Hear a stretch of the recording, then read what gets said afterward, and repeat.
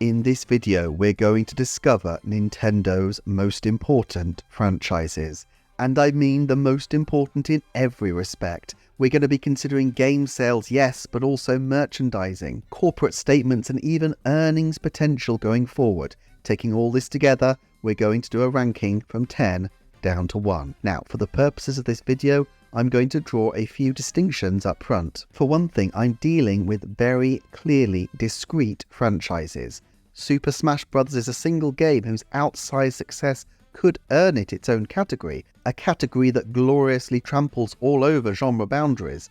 But since so much of its success, initially at least, is owed not just to the genius gameplay but to the mashup, or I guess I should say smash-up, of so many gaming icons, I'm going to set it aside for the purposes of this video. And then there are a number of titles which blur the lines between one franchise and the next. It's normally fairly easy to identify Pokemon titles. Putting Mario Party and Mario Kart under the Mario banner is also easy enough, but then we get into trickier waters. Do Yoshi and Wario Land have their own categories, even though they started as Super Mario World 2 and Super Mario Land 3? And what about WarioWare, which is very distinct by now? Does it belong with Wario Land just because they share a lead character?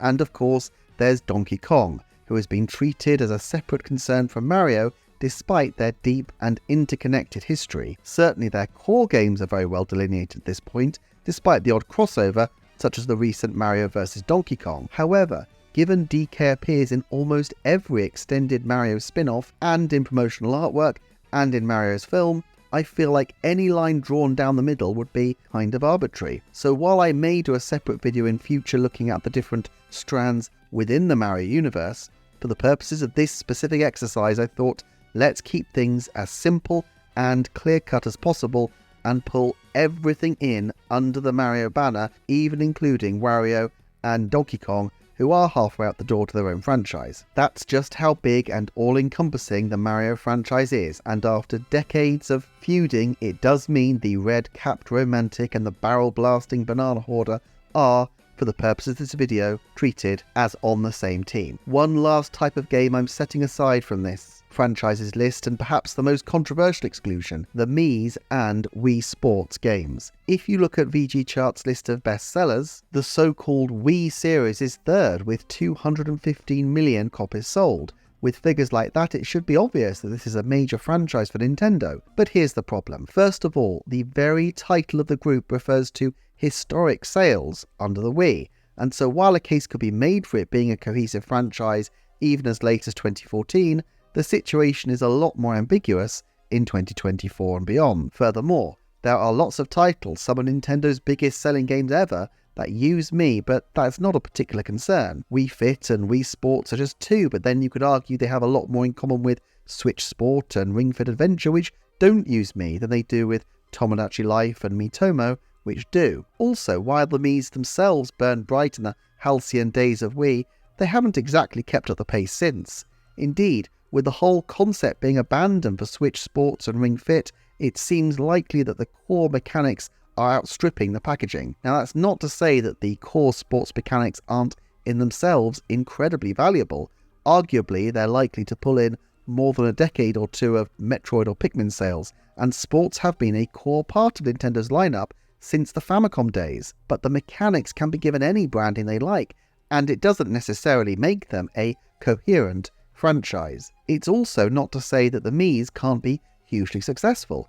Tomodachi Life, despite not having surfaced for a long time, was one of the best-selling titles on the Nintendo 3DS, and I fancy a sequel game would do similarly robust numbers on the Switch or its successor. Miitopia's 1.79 million sales as of November 2023 wasn't quite as earth-shattering, but it was a 3DS port and not given a massive push, all things considered, so what did anyone really expect? I think if you bundled together every Mii and everything sports, you could put it at 6th or even 5th place on this list, but I just can't see a world where Ring Fit Adventure and Tomodachi Life feel like they fit into the same category, and without a satisfactory definition for a franchise, I've decided to exclude them from this list.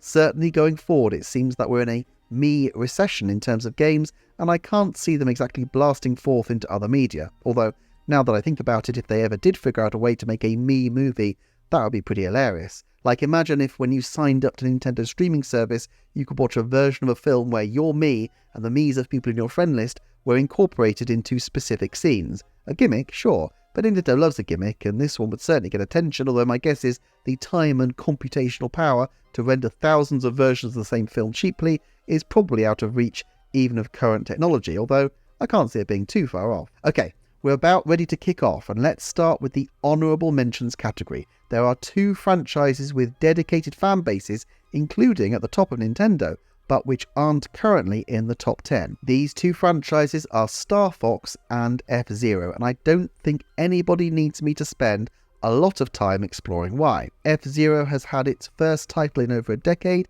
in F-Zero 99, but a small game free to online subscribers is not really likely to move the needle in any substantial way. I do think there's potential for the franchise's unique roster of exciting characters to move eventually into theme parks, and who knows, perhaps even television or film in the ultra long term. But in the near term, this seems like a remote prospect. On the other hand, I would say Star Fox has the most potential to really take off. I would have thought the action hero pilot character might seem a bit dated, but Top Gun seemed to make a dramatic return the other year, and the world of Star Fox is incredibly robustly drawn and has a great potential for film, animation and theme parks. Still, while I am considering potential as well as actual sales here, that potential is far from being realised, and Star Fox's history has been so littered with disappointment, in sales at minimum, that it's pipped to the post by others on this list. Still, if you want to see my deep dive on Star Fox, check the link in the description below. So then, without further ado, let's get into the franchises that do make the top 10 list. Nintendo's top 10 franchises, going backwards from number 10, Fire Emblem. Because of the very regular cadence of Fire Emblem releases and the prominence of the characters in Super Smash Bros., you might expect this to rank a little higher.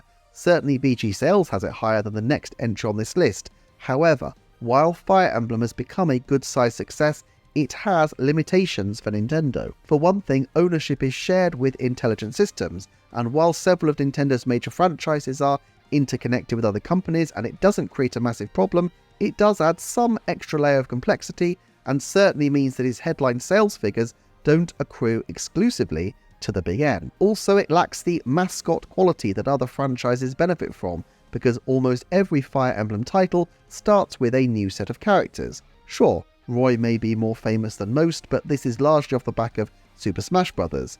So what potential does Fire Emblem have in the future? I imagine games will continue apace, and while it's not got huge spin-off potential, Tokyo Mirage Sessions showed that Intelligent Systems and Nintendo were at least interested in trying. Plus, of course, we have the regular Warriors titles, which I imagine will continue to come out. And in Japan especially, the game does have some merchandising potential, plus with Intelligent Systems at the helm, they are always going to be keen to continue to put out new versions of the game. So unlike some franchises on this list, I would not imagine there would be long droughts without a new Fire Emblem title anytime in the near future. Let's move on then to number 9, Xenoblade Chronicles. You might expect this franchise to come behind Fire Emblem. After all, Fire Emblem has been around considerably longer and on paper has racked up more sales, including recently. VG Charts puts it at circa 9 million to Fire Emblem's 21, but I think that underestimates just how crucial Xenoblade Chronicles is to Nintendo. Now, definitely a part of that is the importance of Monolith Soft themselves.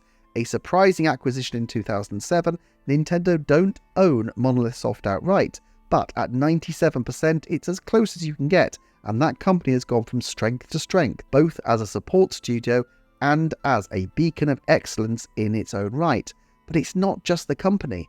Xenoblade itself is definitely of huge value to Nintendo. The games themselves are doubtless expensive to produce and sell relatively modestly, but they represent a type of ambitious, expansive, quality title for core audiences that commands a lot of respect, especially in their homeland of Japan. There's a reason that Xenoblade games are usually around soon after new hardware releases. Xenoblade Chronicles 3D on the new 3DS XL, Xenoblade Chronicles 2 in the launch year of the Nintendo Switch, and Xenoblade Chronicles 3 within a year of the release of the Switch OLED model. These are graphical powerhouse titles of the sort that Nintendo sometimes lacks, and in Japan especially, these garner prestige. And in terms of potential, I think Xenoblade still has the capacity to surprise. While the Final Fantasy games were always hugely respected, it was Final Fantasy VII that found the magic formula to absolutely blow the doors off. Personally, I've always found the convoluted combat mechanics of the Xenoblade games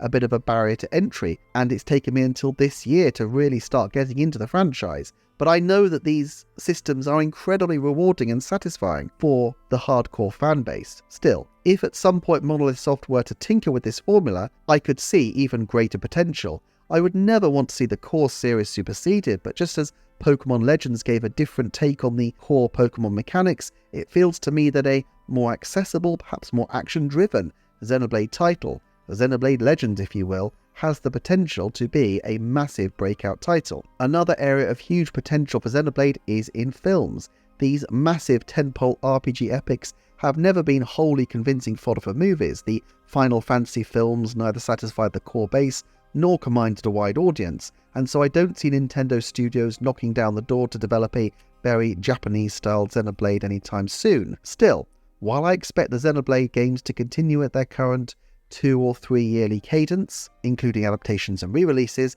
and for Xenoblade to be pushed as much as they can, and while I expect sales, if anything, to only increase, I don't think this franchise can be placed any higher just at present. It seems strange to think that Xenoblade, rather than Fire Emblem, is now Nintendo's premier core RPG series, and people may rightly point out that the numbers for sales don't seem to justify this.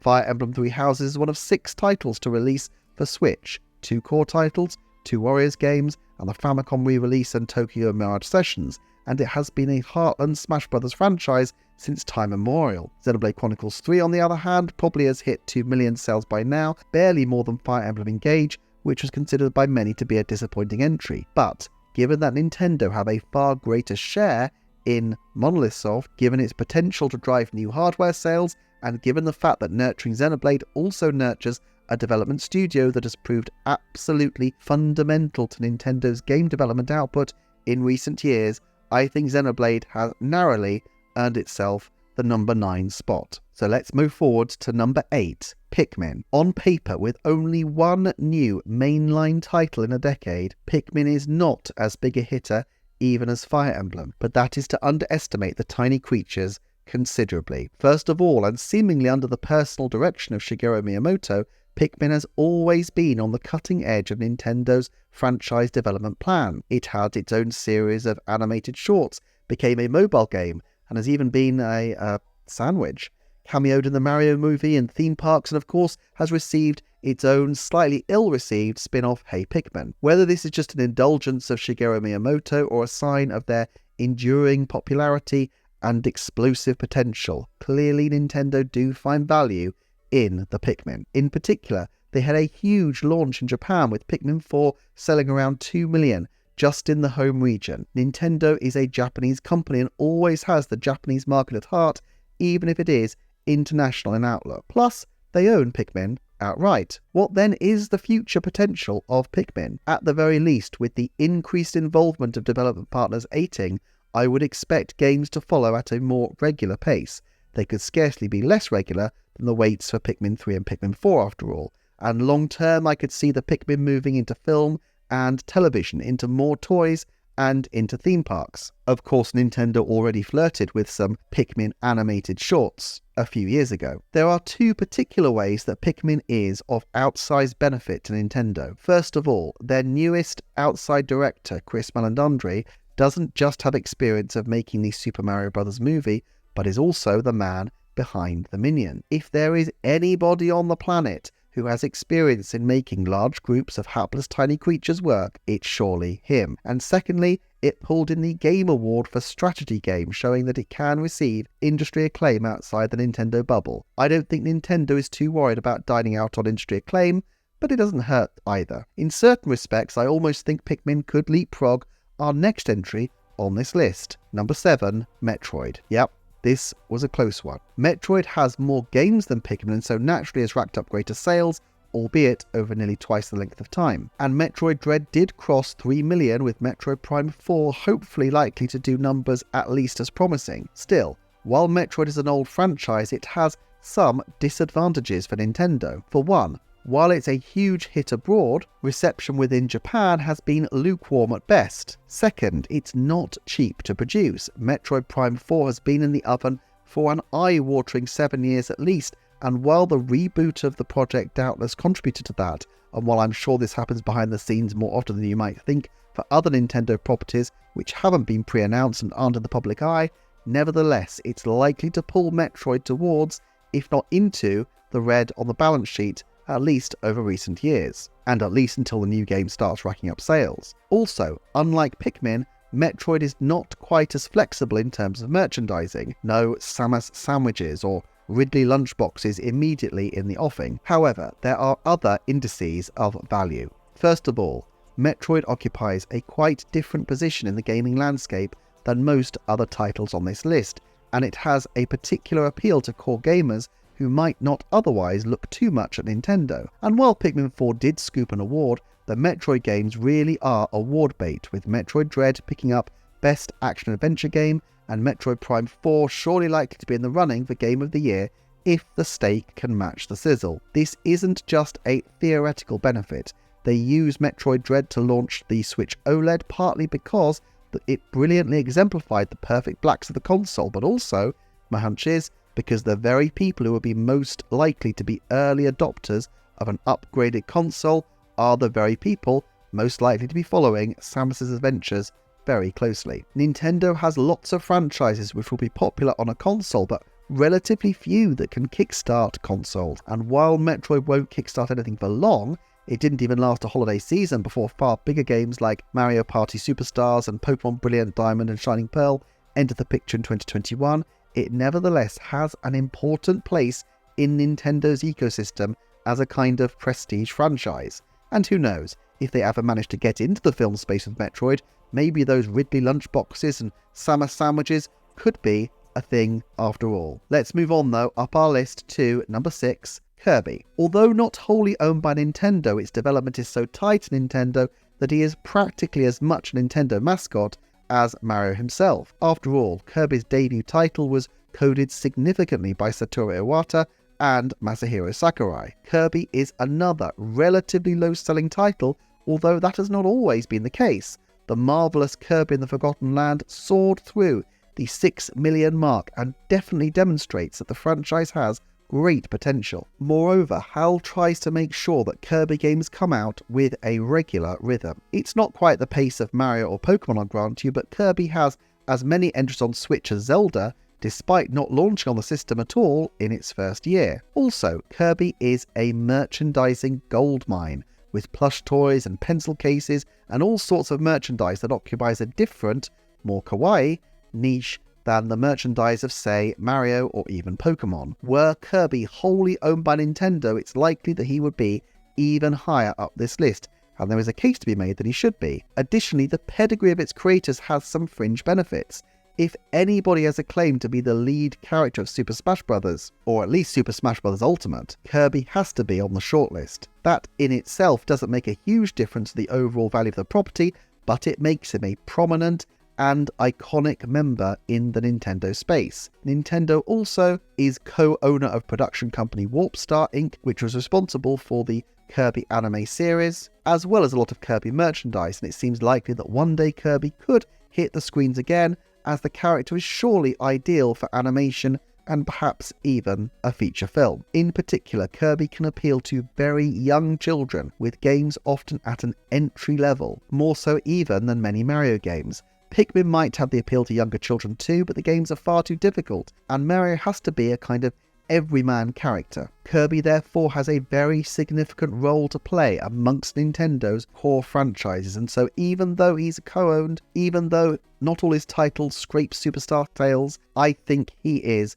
Nintendo's 6th biggest franchise. However, we're now entering into the top 5, and here I think things become even trickier. Number 5, Splatoon. Despite having been conceived barely a decade ago, in just 3 titles, Splatoon has already become absolutely huge, particularly in the region closest to Nintendo's heart, Japan. This Nintendo Life article is worth a read to get a sense of the scale of Splatoon's triumph, but I'll quote this particular section. Baby inklings dangle from kids' backpacks. Squid Girl stickers adorn pencil cases. convenience stores advertise raffles for figurines, coffee cups, and Splatoon branded bags. The article notes that while Fortnite and Apex Legends may have appeal elsewhere, Splatoon has hit a very specific cultural touchstone that blew it up in Japan, particularly with junior high students explaining how even their dads play it.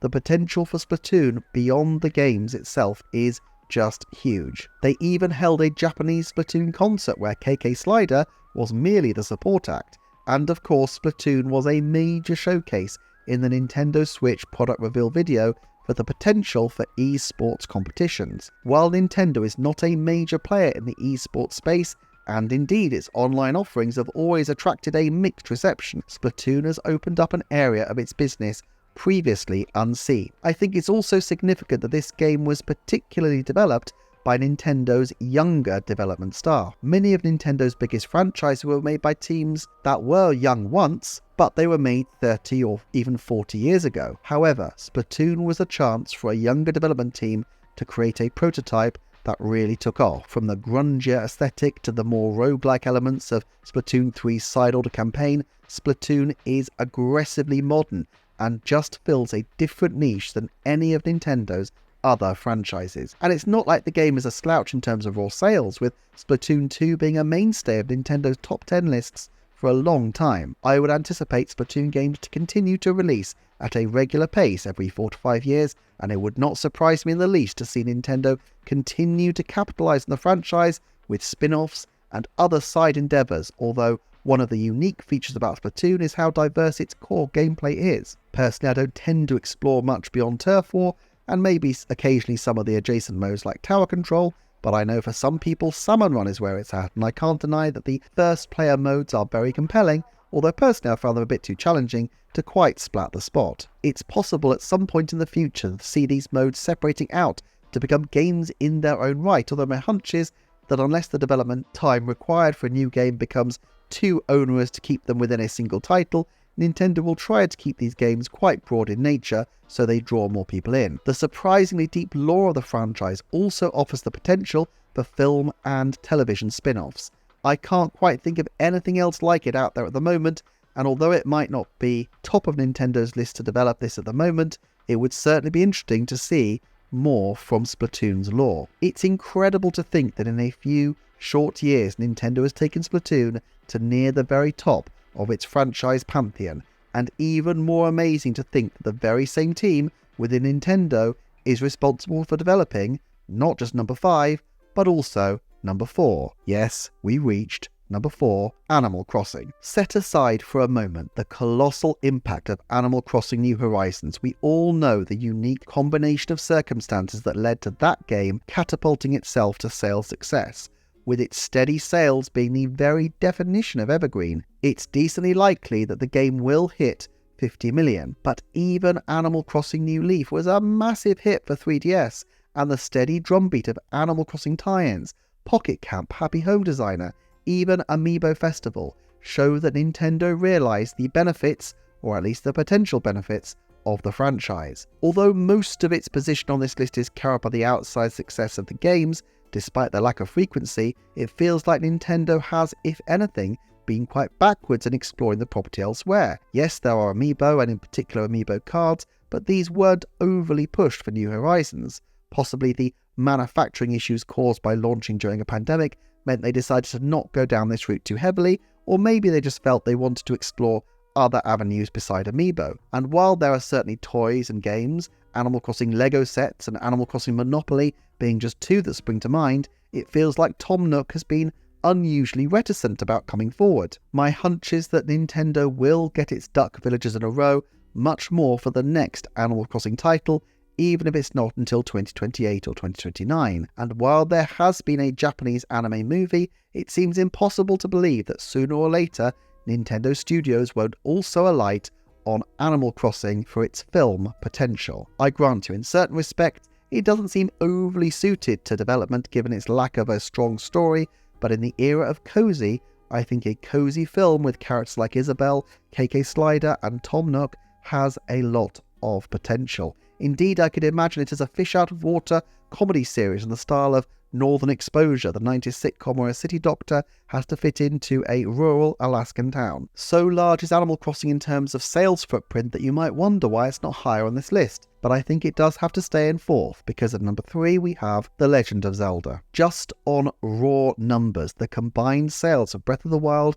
and Tears of the Kingdom eclipse even Animal Crossing's numbers, and that's before you factor in the many other Zelda titles. There was talk of Zelda becoming an annual franchise for Nintendo, and although skipping 2022 scuppered that accolade for the time being at least, if you factor in Crypt of the Necrodancer Cadence of Hyrule as being an extra game in 2019, the franchise can still be said to average one release a year on the Nintendo Switch. Zelda is huge for so many reasons though, with a reputation for excellence and having already swept the Game of the Year awards once in recent years, and having been close a second time, it's one of the tiny numbers of series that can justifiably launch new systems, in the West at least. The most obvious launch games are Twilight Princess on the Wii, and of course Breath of the Wild on Switch, but don't forget also Majora's Mask 3D on the new 3DS XL in the West. Even when Nintendo isn't there at launch, a major Zelda title usually doesn't trail too far behind, with Wind Waker HD and Ocarina of Time 3D launching within the first calendar year of the Wii U and 3DS respectively. The recent release of Tears of the Kingdom might pose a problem for the core Zelda team in terms of getting a new Zelda out the door for the Switch successor console, but I struggle to believe they won't find a way to give the Switch something Hyrulean of scale, which is one of the reasons why I think an Ocarina of Time remake early in the life of the next console is such a strong contender. Zelda might not be quite the merchandising machine of other franchises on this list, but with concerts, clothes and other features, plus special editions, it certainly holds its own up. The potential going forward will only grow with the Avi Arad film now in development. But while many people would think of it as the second spot on Nintendo's pantheon, number 2 has to go to Pokemon. Now this may surprise some people. Pokemon is a gaming juggernaut. On the Wikipedia estimate of highest grossing franchises, it comes out comfortably at number 1. Its licensed merchandise, its mobile games, its box offices, let alone its original video games, all net it comfortable amounts. But who would have thought that jet livery sales for Pokemon will be quite as valuable as they are? Its estimated revenue absolutely dwarfs even Super Mario's, and yet it finds itself at number 2 on this list. Why? There are a few logistical reasons. First of all, Nintendo does not own Pokemon outright. The ownership situation is complicated as they only own 32% of the Pokemon company, something that caused some share price volatility for the company in 2016 when investor euphoria over the smash hit success of Pokemon Go led to utter gloom and sell-offs as they realised that much of the profit would accrue to Niantic and the Pokemon company, and only a relatively small amount to Nintendo itself. Still, Nintendo and Pokemon go together like a badger in its claws, and it's hard to imagine how they could be disaggregated. And yet, it is theoretically possible. Nintendo doesn't chuck Pokemon into its games left and right and centre because there are more legal obstacles and costs. Why else is it that we've seen F-Zero and Zelda in Mario Kart before we've seen Pikachu? Pikachu is an icon, yes, but he's an icon of Pokemon and not directly of Nintendo. Imagine the case that Microsoft or Sony ever stepped in and bought out Game Freak and Creatures. It is highly unlikely, sure, but the situation could arise where Nintendo would have to battle to maintain some degree of exclusivity. So look, from a balance sheet point of view, Pokemon is the undisputed king, but there are other factors which make our number one, Mario. Mario is Nintendo. He's not just a mascot by now, but an icon, a byword for the company in the way you rarely see these days. Sonic had this mascot property in the 90s, but since Sega left the gaming scene, he's transcended his creator, and I don't think that many younger children would even think of Sega when they think of Sonic. Bugs Bunny is intimately associated with Warner Brothers, but in recent years that company has made much more hay out of, for example, Batman. But just as Mickey Mouse is a byword for Disney, Mario remains indivisible from Nintendo. And Nintendo owns him 100%, and so too his world. Not just a huge and ever-growing library of games with multiple Marios released every year, but theme parks and films and merchandise emerging at an ever faster clip. It certainly seems that the Gorilla Foiler is up there with the best of them. Look, I could go on and on and on about Mario, but just a glance at the film, the Lego set, the theme parks and all the other merchandise shows what a behemoth he has become, and I don't think anybody needs any further elucidation. Thank you so much for watching, and I will see you next time for another Nintendo Forecast.